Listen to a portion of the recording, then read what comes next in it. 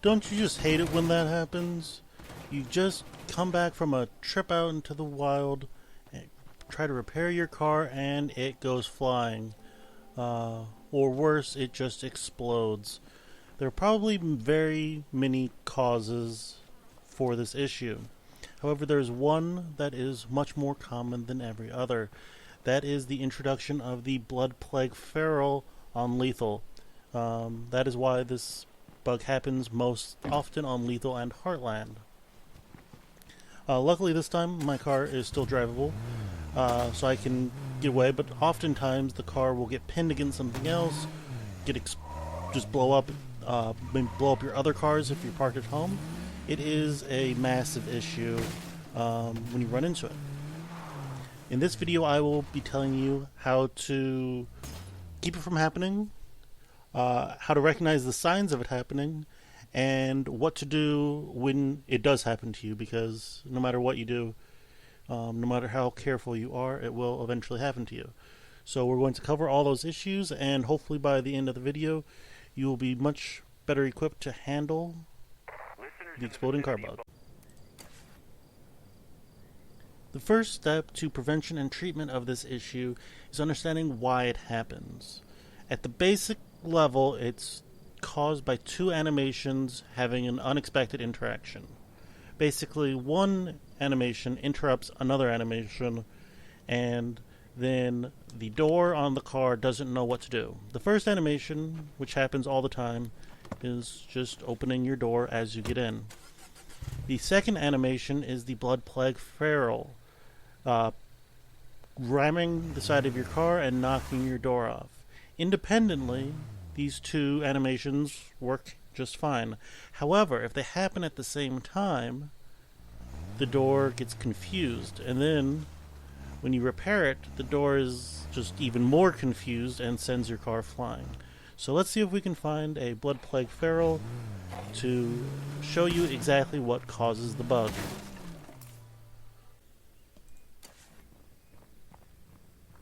Alright, I found a feral. Let's see if we can get him over and see if he'll be cooperative. Unfortunately, tell by the day change that they have not been very cooperative so far in my recording, so let's see if this one will be. Where was that guy? Oh, he's right there. And I got bitten, but that's okay.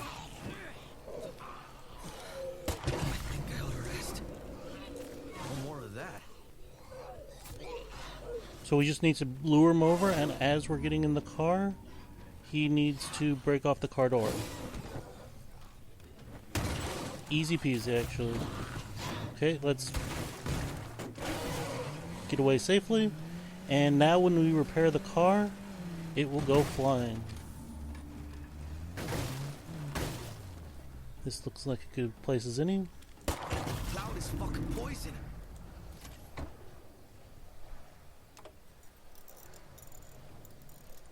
Making sure I'm not about to be grabbed, and now when it's repaired, it goes flying and right into that cloud and into the stationary building, or into the stationary car, so that, yep, my car is toast. So that's how it happens. Now we need to talk about what to do to prevent it.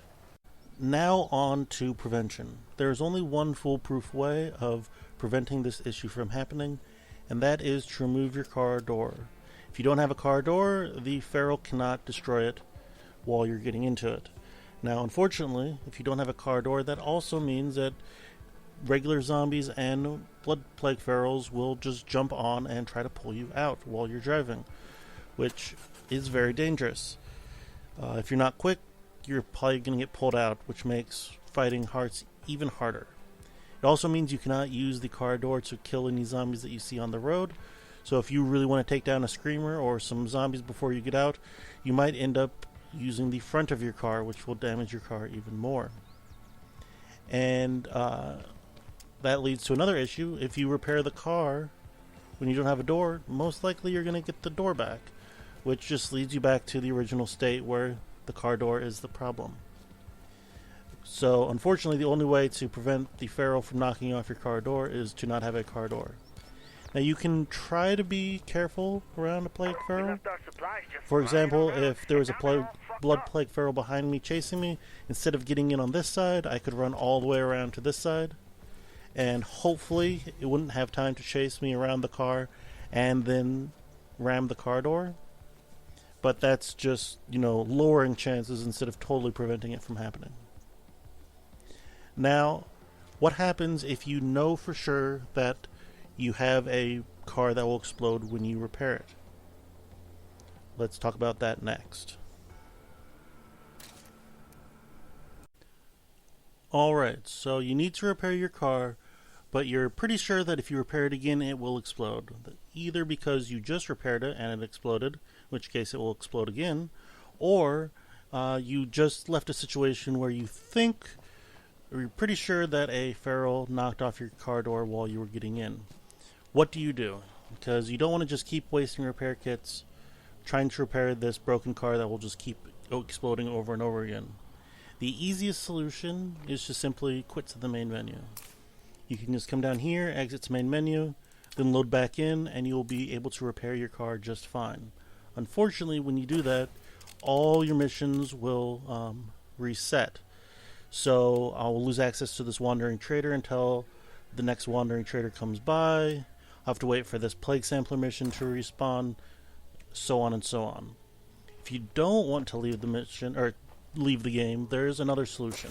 So I have my road racer marked on the map, and you want to walk a little ways away, approximately 100 meters. Now 100 meters on lethal is actually quite a bit. I'm walking through the safe zone of my base, so it's pretty safe. But if you're out in the middle of wherever killing plague hearts and you need to walk 100 meters away, that could very easily be a horde, a dozen zombies, a juggernaut. In the previous attempt to record this segment, I walked 100 meters in that direction instead of through the safe zone, and I ran into a blood plague feral pack. So 100 meters on lethal is not an easy task, but doing so will as far as I can tell, unload the car from memory enough that when you come back, it will have its explosive state reset, for lack of a better term. I don't know how it works, on the coding side of it, but that's what it seems to me is happening. Some piece of data gets forgotten by going far enough away and coming back. Those are the two ways that I would suggest dealing with this issue. And once you either quit to main menu or walk away and come back, you can just repair your car just as normal. So thank you all for watching. That should cover the most common cause of having your car explode and what to do about it. If you have any comments or questions, please feel free to leave them in the comments down below, and I will see you guys next time. Thank you for watching.